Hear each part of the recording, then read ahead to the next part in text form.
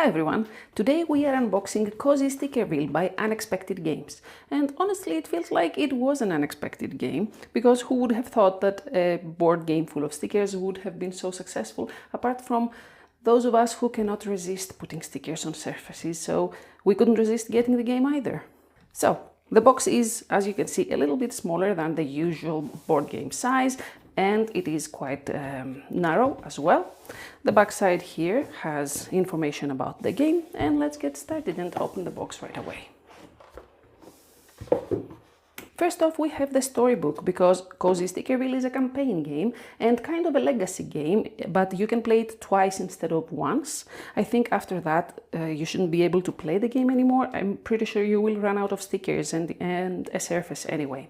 So we have the storybook, because the game is played over the course of 10 years, and you have story about each year and all the setup and information you need about each one of them.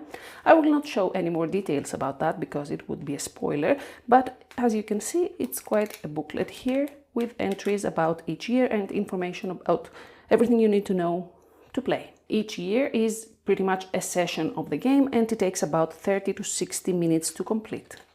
Here we have a little box that needs to be assembled. Let me see. Like so.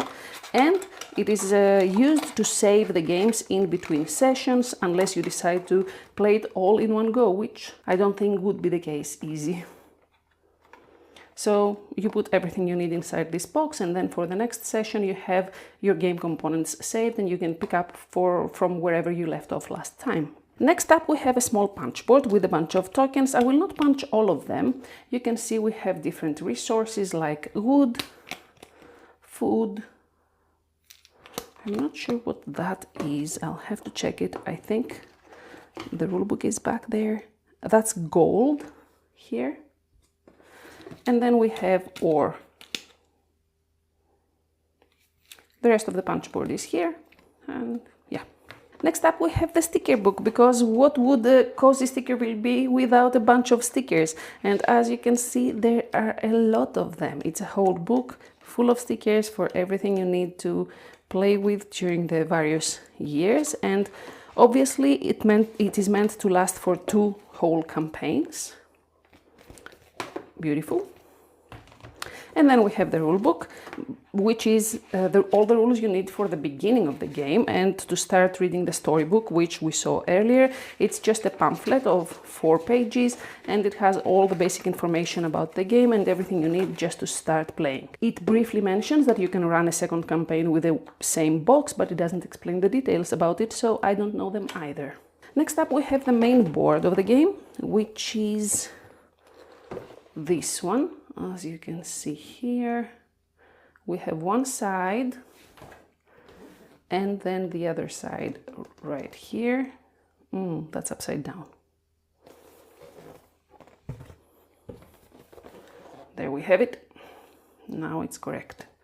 Okay, so it turns like this. So you play on one side for your first campaign, and then you have the other side for your second campaign. And you place stickers and build a village over time, over the course of 10 years. And then we have a die, which I guess may be used for different events or actions, I don't know. It's wooden and pretty light.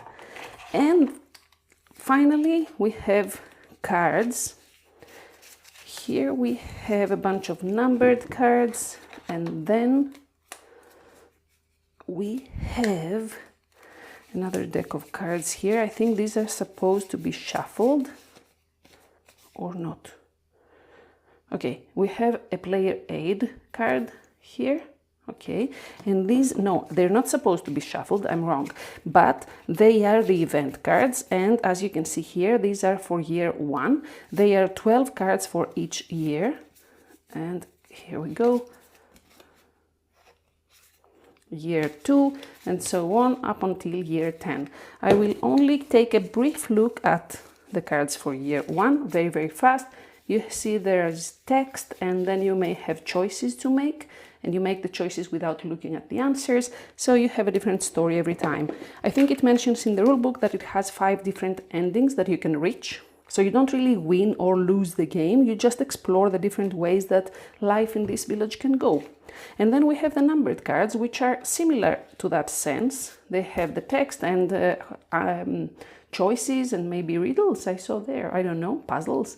But they are numbered, they are not supposed to be shuffled, but sometimes through the event cards or the storybook, you may be instructed to reach for one of those cards, and then you read the card and do as the card says.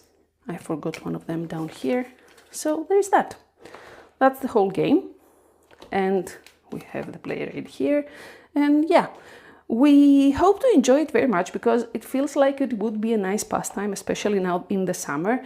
And yeah, we'd like to explore it outdoors maybe, not next to the sea as we sometimes do. I mean, in the yard, you know, in a cozy way with a summer breeze, and yeah, enjoy our time with it. I hope you enjoyed the video. It was a short one, but I think it's a very informative one, especially for games that we don't know how they might look because they are so innovative and unique. If you enjoyed the video, leave a thumbs up before you go, subscribe for more videos like this, and I hope to see you in the next one. Until then, bye.